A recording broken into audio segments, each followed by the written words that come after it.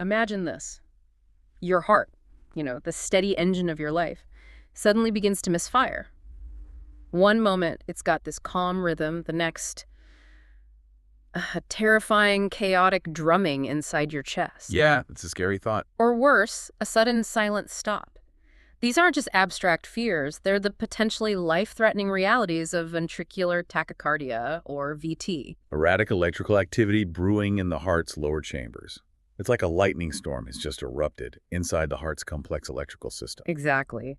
But what if medical science has found a way not just to weather that storm, but to navigate its complexities, pinpoint its very source, and extinguish it with, well, incredible precision? That's exactly what we're diving into today. We're going deep into the world of catheter ablation, specifically for ventricular tachycardia. Right. We've been looking through a really comprehensive presentation on this topic, and it really lays out the details. It does. It's quite detailed, and our mission today is to unpack this complex medical intervention. Understand why it's used, how it's done with such precision, the outcomes, and how it's evolving to treat these really challenging heart rhythms. And a key thing we'll keep coming back to is how the approach differs quite dramatically, actually, depending on whether the heart is structurally healthy or if it has underlying disease. Yeah, that seems critical. And we should mention, this deep dive is supported educationally by the London Heartbeats Z Academy in the UK.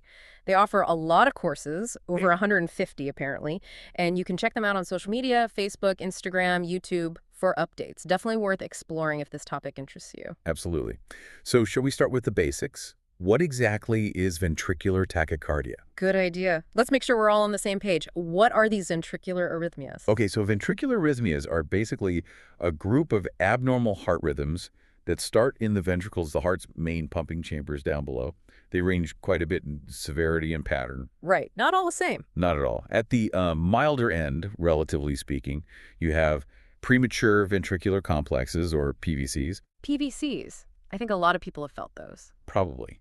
They're extra early beats coming from the ventricles that interrupt the normal rhythm. People often describe them as that feeling of a skipped beat or maybe a strong thump in the chest. They can be benign, but if they happen really frequently, they can cause problems. Okay. So extra beats. What's next up the scale? Then you have ventricular tachycardia itself. Mm-hmm. Monomorphic VT means a regular, fast heartbeat that's coming from a single, consistent spot or pathway in the ventricles. So rapid, but organized, coming from one place? Exactly. The ECG pattern looks pretty much the same from beat to beat. Contrast that with polymorphic VT, or ventricular fibrillation, VF. Those sound more serious. They are. Much more dangerous. Polymorphic VT has this changing, irregular pattern on the ECG. Sometimes it looks like it's twisting around the baseline that's torsade de pointe. Right. And then